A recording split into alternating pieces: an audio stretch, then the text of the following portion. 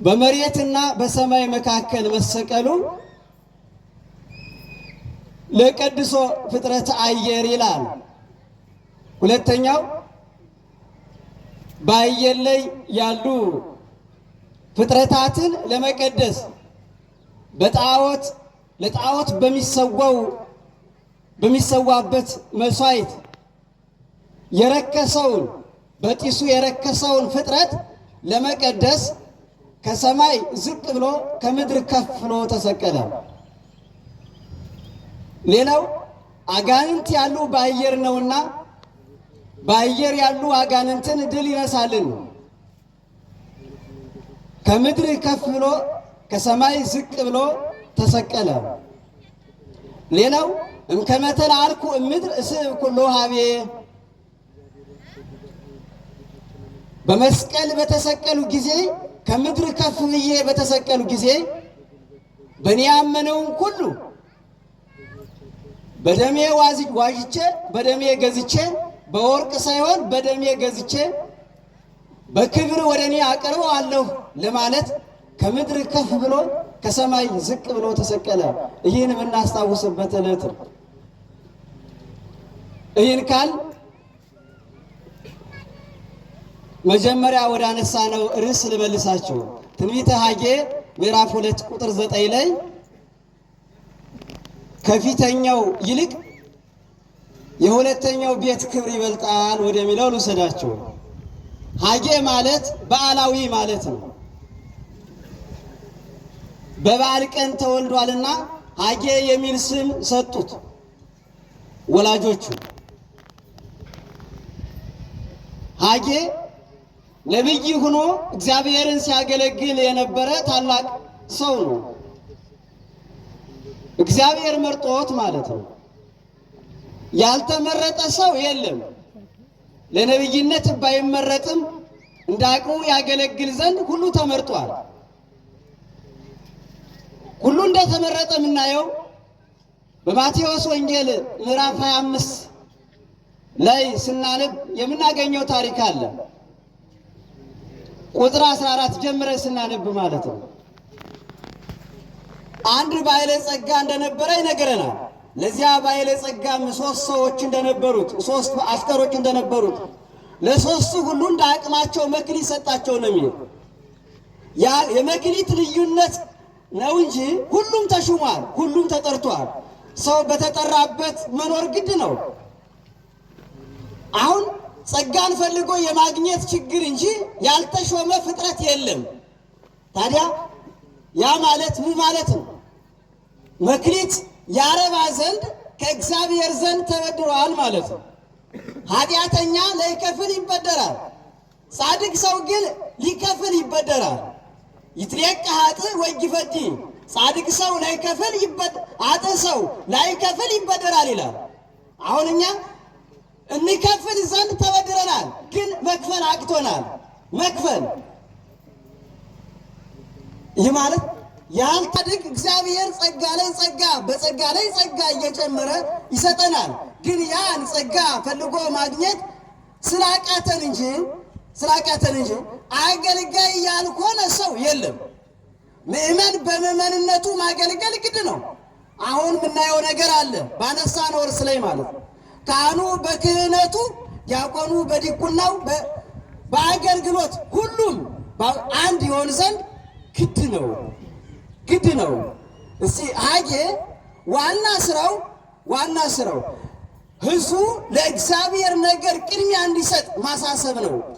አንዱና ዋናው ስራው ሕዝቡ ለእግዚአብሔር ነገር በዋናነት ቅድሚያ እንዲሰጥ ማድረግ ነው። ሁለተኛው ሕዝቡ ቤተ እግዚአብሔርን እንዲሰራ ማበረታታት ነው። እኒህ ሁለቱ ናቸው በዋናነት ይሰራቸው የነበር።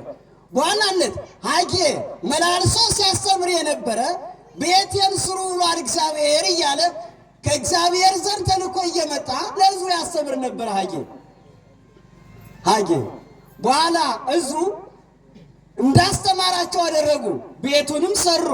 ልክ አሁን እንደሰራችሁት ማለት ነው። እንደሰራችሁት ተርፏችሁ ሳይሆን ከምትበሉት ከምትበሉት ቀንሳችሁ እንደሰራችሁት አሁን በአማረ መልኩ እንዳስጌጣችሁት አስጌጣችሁ እንደሰራችሁት ሰዎቹ ከስደት ከተመለሱ በኋላ የአጌ ስራው ምንድነው? የእግዚአብሔርን ቤት ስሩ ነው ትልቁ ስራ። የእግዚአብሔር ቤት ሲል ሁለት ሶስት ትርጉም አለው። የእግዚአብሔር ቤት አንደኛ ሕንፃው ነው፣ ሁለተኛ እያንዳንዱ ሕዝቡ ነው፣ ሶስተኛ የምዕመናን አንድነት ነው። እያንዳንዱ ሰው የእግዚአብሔር ቤት ነው። አሁን የእግዚአብሔር ቤት እስከሆነ ድረስ የእግዚአብሔር ቤት ንጹህ መሆን ነው የሚጠበቅበት። ንጹህ የንጉሥ ቤት አይደል? የንጉሥ ቤት ያማረ ነው። እንዲያው ቢቆሽሽ እንኳ ይጠረጋል፣ ይወለወላል። የእግዚአብሔር ቤት የንጉሥ ቤት በሚገባ ካልተያዘ ንጉሥ በዚያ ቤት ይኖር ዘንድ ግድ አይደለም። ግድ ኑር አይባልም። በቆሸሸ ቤትም ንጉሥ አይኖርም። ለምድራዊ ንጉሥ የሚያምር ቤት ያዘጋጁለታል። እግዚአብሔር የሚያምሩ ቤቶች አድርጎ ሰርቶናል። እኛ ግን አላወቅነው። እኛ የእግዚአብሔር ቤት ነን። ኢታምሩኑ ከመ ታቦቱ ለእግዚአብሔር ይላል። የእግዚአብሔር ቤት እንደሆናችሁ አታውቁምን? ዘሳ ማሰነ ቤተ እግዚአብሔር ሎቱን ያማስለው እግዚአብሔር። የእግዚአብሔርን ቤት ያፈረሰ እርሱንም እግዚአብሔር ያፈርሰዋል ይላል። ያ ማለት ኃጢአት ስንሰራ የእግዚአብሔር ቤትነታችን ይቀራል ማለት ነው። ፈረሰ ማለት ይሄድ ስህተት ስንፈጽም የእግዚአብሔር ቤትነቱ ይቀራል። የመንፈስ ቅዱስ ቤት መሆኑ ይቀራል። መፍረስ ማለት ይህ ማለት ነው። በተጻፈልን ሕግ አለመኖር መፍረስ ማለት ይህ ማለት ነው። ታዲያ የእግዚአብሔርን ቤት አቆሸናልና አፍርሰናልና እንጠየቃለን አይደል? የእግዚአብሔር ቤት ነው። የእግዚአብሔር ቤት ቤትነታችን የሚቀጥለው ልጅነታችን አጽንተን ስንኖር ነው። ሕጉን ስንጠብቅ ነው። ሕግ መጠበቅ አሁን ቀርቷል። እግዚአብሔርም እንዲህ ብሎ ይወቅሰናል። እንዲህ ይላል፣ እህትነ ንስት ይእቲ ወኃጣይተ አልባ፣ እህታችን ታናሽ ናት ጡትም የላትም ይለናል እግዚአብሔር። ይሰማችኋል? ለጊዜው እስራኤል ዘሥጋ ናቸው፣ ፍጻሜው ግን እኛን ነው። እህታችን ትንሽ ናት። ክርስቲያኖች ማለት ክርስቲያን ምዕመን ወይም አማኝ የሆነ ሰው ማለት ነው። አማኝ የሆነ ሰው ትንሽ ነው ይላል። በአእምሮ ታናሽ ነው። የአእምሮ ታናሽነት ማለት ነው። የአእምሮ ታናሽነት ጡት የላትም ማለት ሁለቱ ሕግጋት የሏትም ማለት ነው። ምነው 10 ቃላተ ኦሪትን 6 ቃላተ ወንጌልን በጥቅሉ ሁለቱን ሕግጋት ሰርቶ የለምን ይላል። ምክንያቱም ጡት የላትም ማለት ለአንድ ሰው ለአንዲት እናት ያሏት ጡት ሁለት ብቻ ነው። ለቤተ ክርስቲያንም ያሏት ጡቶች ሁለት ነው። 10 ቃላተ ኦሪትና 6 ቃላተ ወንጌል፣ ሕገ ወንጌልና ሕገ ኦሪት ተብሎ ማለት ሕገ ኦሪትና ሕገ ወንጌልን ጡት የላትም ማለት ሕገ ኦሪትና ሕገ ወንጌል የላትም ማለት ሕግ ተሰርቶልናል። ግን የምንኖረው ሕግ እንዳልተሰራለት ሰው ነው የምንኖረው። ሕግ ተሰርቶልን የምንኖረው ሕግ እንዳልተሰራለት ልክ እንደ አሕዛብ ልክ እንደ እንስሳ ክብራችን ለቀን ከክብራችን ወጥተን ማይረጋችን ረስተን አሁን ወደ እንስሳነት ተመልሰናል። ክርስቶስ የተሰቀለው እኮ ለዚህ ነው። ወደ ላይ ከፍ ያለ ከመሬት ያለው ወደ ሰማይ ከፍ ሊያደርግ ነበር አይደል? አሁን እኛ ደግሞ ወደ ታች ነው የምንለው። ወደ ታች ክርስቶስ ከሰማይ ዝቅ ከመሬት ከፍ ሲል የእኛን ክብር ከፍ ሊያደርገው ነው። ከአሳር ወደ ክብር ከፍ ሊያደርግልን ነው። እኛ ደግሞ አሁን በዚህን አላወቅንም፣ አልተረዳንለትም። እና እህታችን ትንሽ ናት ጡት የላትም ማለት ሕግ ተሰርቶላችሁ ሳለ ሕግ እንዳልተሰራላችሁ ትኖራላችሁ። እውነት አሁን የሚጨፍረው ጨፍር የሚል ጽሑፍ አለ። አስጨፍር እንጂ አትዝፈን የሚል እንጂ ሰውን ከሚያረክሱት መካከል አንዱ ዘፈን ነው። ሰውን ከሚያቆሹ ነገሮች መካከል ዝሙት ነው፣ መገዳደል ነው። መጽሐፍ እንዲህ ይለናል፣ ወይወፁ 5 አክላብ ለስራይ ሉሙንቱ ለስራይ ወዘማውያን ወቀታሊያን ወላመልኩ ጣዖተ ወላፈቅሩ ግብረ ሐሰት። 5 ውሾች ወደ ሲኦል ሲወርዱ አየሁ ይላል። ሉሙንቱ ልብ በሉ፣ ውሻ ለጌታው ክብር ቢሰጥም ጌታውን ቢነክስም አይኮነንም። ለጌታው ክብር ቢሰጥም አይጸድቅም። ውሻ የጌታውን ዕቃ ቢጠብቅም የጌታውን ዕቃ ቢበላም ቢያበላሽም ውሻ አይጠየቅም። ተጠያቂነት የለውም። በሰማይ ማለት ተጠያቂነት የለውም። የሚጠየቅ ሰው ነው። ታዲያ ውሻ ወደ ሲኦል ካልወረደ ወደ ሲኦል የሚወርድ ሰው ከሆነ ምን አይነቱን ሰው ነው ውሻ ያለው ስንል፣ ውሻ ያለው ሰው ምን አይነት ሰው ነው ቢባል፣ አንደኛ ይላል እሉሙንቱ ለስራይ ስርማሾች ቅጠል በጣሾች ይላል። ጠንቋይነት። ሁለተኛ ነፍሰ ገዳይነት። ሶስተኛ ዘማዊነት። አራተኛ የሐሰትን ስራ መውደድ፣ የሚወድ ሰው ማለት የሚወድ ሰው። የመጨረሻው ጣዖት አምላኪ፣ በሀብቱ በስልጣኑ የሚመካ ጣዖት አምላኪ ነው። በገንዘቡ የሚመካ ጣዖት አምላኪ ነው። በወገኑ የሚመካ ጣዖት አምላኪ ነው። ጣዖት አምላኪ ነው። እነዚህ ሁሉ በውሻ ተሰይመዋል ማለት ነው። በውሻ ተሰይመዋል እና ሐጌ ሕዝቡን አበረታታ። ምን እያለ ወደ ተራራ ውጡ፣ እንጨትም ልቀሙ፣ ቤቴንም ስሩ ብሏል እግዚአብሔር እያለ ያስተምራቸው ጀመር። ሕዝቡ ሰማው። ደስ የሚል ሕዝብ ነው ማለት ነው። ነቢይን የሚሰማ ካህኑን የሚያዳምጥ ጆሮ ምን የታደለ ጆሮ ነው። ካህኑን የሚያዳምጥ ጆሮ፣ መምህሩን የሚያዳምጥ ጆሮ፣ በካህኑ ተገብቶ፣ ካህኑ እኮ በእግዚአብሔር ተገብቶ ቢናገር ወይም እግዚአብሔር በካህኑ አማካይነት መልእክቱን የሚያስተላልፍ እግዚአብሔር ነው። ቃሉ የእግዚአብሔር ነው። ቃሉ የእግዚአብሔር ነው። ካህኑ ይሰራው የነበረው ስራ እግዚአብሔር አዞት ነው ካህኑ የሰራው። እንዲህ ይላል። አንድ ታሪክ ልንገራችሁ። ሳሙኤልን እግዚአብሔር እንዲህ አለው። ሳሙኤል አለ፣ አቤት ወደ ቤተልሔም አቅና አለው። ምን ላድርግ? ምን ይዤ አለው። ቅባ መንግሥት ይዘህ ሂድ አለው። ሳሙኤል ቅባ መንግሥት ይዞ ወደ ቤተልሔም ሄደና ዳዊትን ቀባው፣ ተመለሰ። ዳዊት ከጥቂት ቀን በኋላ ነገሰ። እግዚአብሔር እንዲህ አለ፣ ረከብክዎ ለዳዊት ገብር። ምን ይላል እግዚአብሔር? እንዲህ አለ፣ ወቀባይክዎ ቅባ ቅዱሰ። እግዚአብሔር አለ፣ ምን አለ? ዳዊትን ቅዱስ ቅባት ቀባሁት ይላል። እየሰማችሁ ነው? ዳዊትን ምን ቀባሁት አለ? ቅዱስ ቅባት። እግዚአብሔር እኮ ነው እንዲህ አለ። ግን እንደ ሰውኛ እየታየ የቀባው ማን ነው? ሳሙኤል ነው። ለካ ዛሬ ዝቅ ብለን ካህኑን ዝቅ ብለን ባርከን ስንል መስቀሉን ስንሳለም የሚባርከን ማን ነው? እግዚአብሔር ነው። ስጋውን ደግሞ ስንቀበል የሚያቀብለን ማን ነው? እግዚአብሔር ነው። እብሱን ለውጦ ስጋ መለኮት የሚያደርገው ማን ነው? እግዚአብሔር ነው። ወይኑን ለውጦ ደሙ መለኮት የሚያደርገው ማን ነው? እግዚአብሔር ነው። ይህንም ሲመሰክር ዮሐንስ አፈወርቅ እንዲህ ይላል። ዮሐንስ አፈወርቅ እንዲህ ይላል፣ በዕለተ ሐሙስ የባረከው ቡራኬ እስከ ዕለተ ምጽአት ድረስ በአጥሩም በጻድቁም ካህን አማካይነት በረጅሙም በአጭሩም ቄስ አማካይነት በሀብታሙም በድሃው አማካይነት ሲባርክ ይኖራል ይላል። የሚባርክ ማን ነው? እግዚአብሔር። በዕለተ ሐሙስ የባረከው ቡራኬ ዝውቱ ሥጋዬ ወዝውቱ ደሜ ብሎ የባረከው ቡራኬ ባረከ ወፈተተ ይላል። ያ ቡራኬ የባረከው ቡራኬ እስከ ዕለተ ምጽአት ድረስ በአጡም በጻድቁም በረጅሙም በአጭሩም በወፍራሙም በቀዩም በጥቁሩም ቄስ አማካይነት ሲለውጥ ሲባርክ ይኖራል።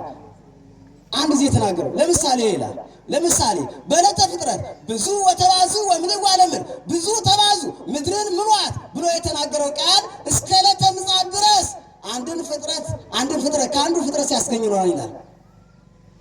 አውሬውን ከአውሬ፣ እንስሳውን ከእንስሳ፣ ወፉን ከወፍ፣ ሰውን ከሰው፣ አዝሪትን ከአዝሪት፣ አትክልትን ከአትክልት፣ አዕዋፋትን ከአዕዋፍ፣ እጽዋትን ከእጽዋት ሲያስገኝ ይኖራል ይላል። ብዙ ወተባዙ ወምልኡ አንድ ጊዜ የተናገረው ቃል ዛሬ አሁን ሳሙኤል በሳሙኤል እጅ ዳዊት ተቀባ ሆኖ ሲናገር ሲያወራ ታሪኩን ቀየረ። ለካ እኔ ሳሙኤል የቀባኝ መስሎኝ ነበር፣ ለካ እግዚአብሔር ነው የቀባኝ አለ ዳዊት። ወቀባይክዎ ቅባ ቅዱሰ፣ ቅዱሱንም ቅባት ቀባሁት ይላል። ቅዱሱንም ቅባት ቀባሁት እና ሰዎቹ ሰሙና ታላቅ ቤተ ክርስቲያን ከፊተኛው እዚህ በፊት ጠላት ያፈረሰባቸው ጠላት ያቃጠለባቸው ምኩራብ ነበር። ቤተ ክርስቲያን አሁን ከወንጌል በኋላ ነው። ከወንጌል በፊት ነው ይህ ታሪክ። ስለዚህ ቤተ እግዚአብሔር በመባል ነው የሚጠራው ወይም ምኩራብ እየተባለ በፊት ከተሰራው ቤተ እግዚአብሔር የሚበልጥ ቤተ እግዚአብሔር ተሰራ። እሱ አስተባብሮ እሱ ነግሮ እሱ አስተምሮ እሱ ጥሩ የሚያምር ቤት ሰራ። ሳሙኤል እንዲህ ያማን ነው ሐጌ እንዲህ አለ፣ ከፊተኛው ቤት ይልቅ የሁለተኛው ቤት ክብር ይበልጣል አለ። ከፊተኛው ቤት ክብር ይልቅ የሁለተኛው ቤት ክብር ይበልጣል አለ። ልብ በሉ፣ ይህ ትንቢት ነው።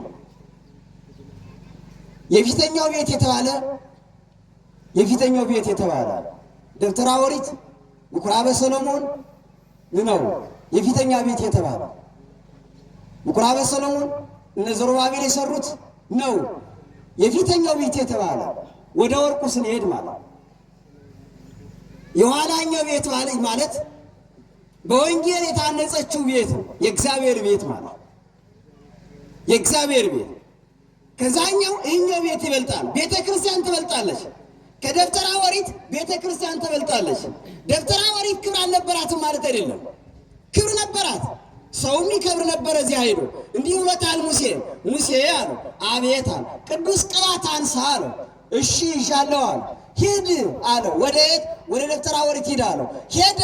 መቃኑንም መድረኩንም መስኮቱንም በሩንም ቅባው አለው። ቀባው ሙሴ። እንዲህ አለው እግዚአብሔር፣ ከእንግዲህ ወዲህ አለው እግዚአብሔር ሙሴ ይህን የነካ ሁሉ ይቀደሳል አለ። ይሰማችኋል? ደብተራ ኦሪትን ቤተ መቅደሱን የነካ መቃኑ መድረኩን የሳመ እርሱ ይቀደሳል አለ እግዚአብሔር። ይቀደሳል። አሁን በኦሪት ሰዎቹ ደብተራ ኦሪት ገብተው ተቀድሰው ነበር የሚወጡ። በኦሪት ምኩራበ ሰሎሞን ገብተው ደብተራ ኦሪት ገብተው ዘሩባቤል ካሰራው ሕንፃ ቤተ መቅደስ ገብተው ቢጸልዩም ጸሎታቸው ተሰምቶላቸው ነበር የሚወጡ። ከዚያ የበለጠ ነው ደግሞ ይህ እኛም ከዚያ የበለጠ ነው።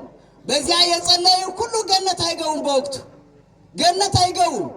በዚች ቤተ ክርስቲያን ግን የጸለየ ቤተ ገነት ይገባል። ከዚያ ያኛው ቤተ መቅደስ የከበረ ሙሴ በጸለየበት ዘይት ነው። ይህ ግን የከበረ በክርስቶስ ደም ነው። የተመሰረተም ከክርስቶስ ደም ነው። እኛ የምናውቀው ቤተ ክርስቲያኑ ሲታነጽ መሬቱ ተቆፍሮ ከዚያ ድንጋይ ተደርድሮ ነው፣ መሰረት ወጥቶ ነው። አሁን እዚህ ቤተ ክርስቲያን ግን ይቺ ቤተ ክርስቲያን የወንጌል ቤተ ክርስቲያን ግን ከድንጋዩ በታች ከመሰረቱ በታች ምንድን ነው መሰረቱ? የቤተ ክርስቲያኑ መሰረት ድንጋይ ሳይሆን ደም ነው። ከክርስቶስ ደም ነው የተመሰረተ። የከበረም በክርስቶስ ደም ነው። ልብ በሉ። ሙሴ በጸለየበት ዘይት የከበረውን ቤተ መቅደስ የነካ የሚቀደስ ከሆነ ይህ ደግሞ በቅድስና ላይ ቅድስና መጨመር ነው። በክርስቶስ ደም የከበረውን መቅደስ መንካት፣ መዳሰስ ፈጽሞ መክበር ነው። ይህን ያለ እግዚአብሔር ነው ያለ እግዚአብሔር።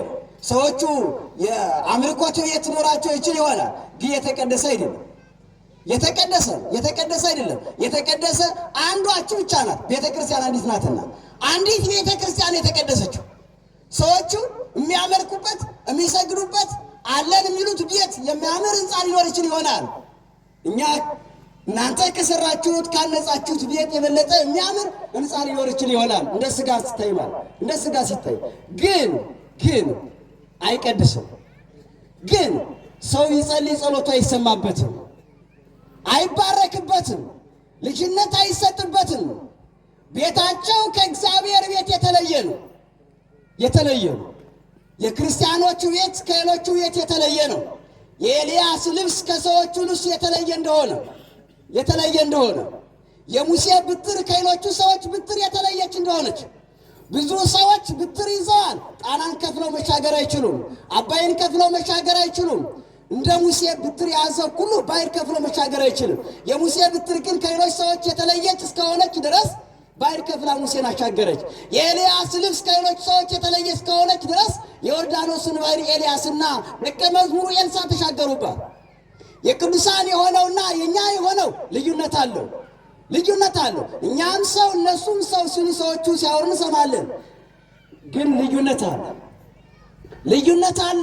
እንኳንስ ራሳችን ከቅዱሳን ጋር ማነጻጸር ይቅርና ከቅዱሳን ከሆነው ጋር ራሳችን ማነጻጸር አንችልም። እግዚአብሔር እንዲህ ብሏል፣ እናንተ በየቦታው በየርንበት ግልዱ ብለን ያለ ክብር የምንቀር እንዳይመስላችሁ፣ የእናንተስ የራሳችሁ ጸጉር ሳይቀር የተቆጠረ ነዋል። ያ ማለት በራሳችሁ ጸጉር ሳይቀር አድሬ እኖራለሁ ማለቱ ነው። በራሳችሁ ጸጉር ሳይቀር አድሬ የምኖር አምላክ ነኝ። በአጥንታችሁ አድሬ የምኖር አምላክ ነኝ። በልብሳችሁ አድሬ የምኖር አምላክ ነኝ። በጭራችሁ ያ ነው የቅዱሳን ጭራ ድውይ ይፈውሳል፣ ሙት ያስነሳል፣ ለምጻሙን ያነጻል። እንኳንስ ልብሳቸው የነኩት ወዛቸው የተንጸፈጸፈበት ይቅርና ጥላቸው ድውይ ሲፈውስ፣ ሙት ሲያስነሳ፣ ለምጻሙን ሲያነጻ፣ ጎባጣውን ሲያቀና፣ አንካሳውን ሲያረታ ይኖር ነበር። የቅዱስ ጴጥሮስ ጥላ፣ የቅዱስ ጳውሎስ ልብስ። ጳውሎስ ረጅም ቀሚስ ለብሶ አጭር ቀሚስ ለብሶ ነው የሚመለሰው። ቅዱስ ጳውሎስ ረጅም መጎናጸፊያ ለብሶ አጭር መጎናጸፊያ ለብሶ ነው የሚመለሰው። ለምን ቢባል ሰው የታመመባቸው የሞተባቸው ጋኔን ያደረባቸው ሰዎች የቅዱስ ጳውሎስን መጎናጸፊያ ቀሚስ እየቆራረጡ እየወሰዱ ትንሽ ለብሶ ነበር የሚመለሰው ቅዱስ ጳውሎስ። ቅዱስ ጴጥሮስ ጧት አልፎ ሲሄድ የጧትና ምሽትም ሲመለስ ሰዎቹ ቅዱስ ጴጥሮስ በሚመለስበት መንገድ የሞተውን የታመመውን ድውይ በሽተኛውን አስተርትረው ያሰኙት ነበር። እና ልዩነት አለው ስላችሁ ነው። የሚለየውም በደሙ ስለከበረ፣ የሚለየውም ከዚያ እህል ነበር የሚሰዋ በኦሪቱ፣ እንስሳ ነበር የሚሰዋ በኦሪቱ። የሚለየው ይህ በክብር የሚለየው ይህ የክርስቶስ ሥጋ ነው። ከዚህ የሚፈተተው የክርስቶስ ደም ነው የሚፈተተው። ከዚህ እዚያ የነበሩ ሰዎች የሚያገለግሏት ደብተራ ኦሪት ምኩራበ ሰሎሞን እግዚአብሔር በረድኤት ያደረባቸው በመንፈስ ረድኤት የነበሩ ሰዎች ነው። አሁን ግን የሚያገለግሏት ይችን ቤተ ክርስቲያን የሚያገለግሏት በመንፈስ ረድኤት ያሉ አባቶች ነው። ስለዚህ የሚለየው በክብር የሚለየው ለዚህ ነው። የሚለየው በክርስቶስ ደም ስለከበረች ነው። ለነበረን ጊዜ አምላካችን ስም የተመሰገነ ይሁን። ሰላም